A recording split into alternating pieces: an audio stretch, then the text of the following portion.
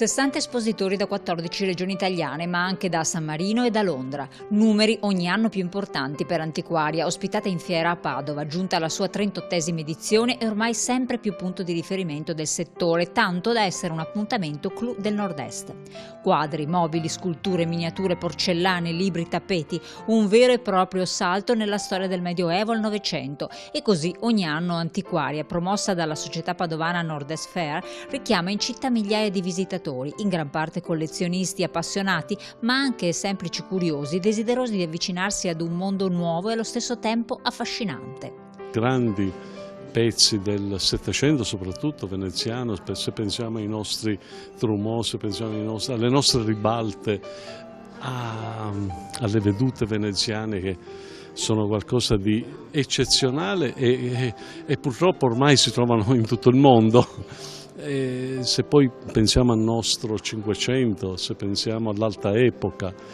L'antichità, insomma, a disposizione del pubblico, i grandi maestri del passato in un vero e proprio viaggio capace di raccontare come la storia dell'arte sia cambiata nel corso dei secoli, ma anche come oggi riesca a colpire per l'alta qualità delle creazioni.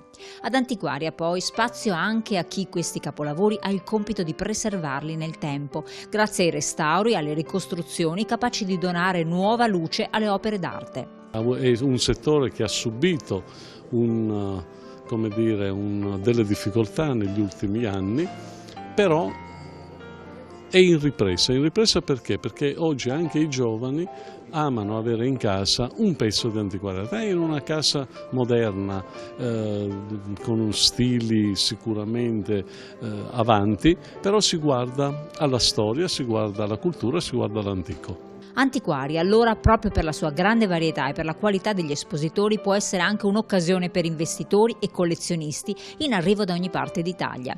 Ed è da manifestazioni come queste che può e deve ripartire il settore fieristico, deciso a lasciarsi alle spalle mesi molto complicati e ora in grado di reinventarsi e di rilanciarsi anche nei confronti del grande pubblico. Proprio come sta facendo Antiquaria, presente con un'offerta espositiva più ampia, più variegata e capace di sorprendere con diverse novità. E credo che sia un momento importante per tutto il settore, ma non solo, anche per riprendere con forza quello che purtroppo è successo negli ultimi 2 anni, adesso l'economia, le bellezze della nostra storia, quello che rappresenta l'Italia e non solo, proprio qui con Antiquaria, dà il significato di una ripartenza importante, soprattutto nel mondo fieristico che oggi ne ha veramente bisogno.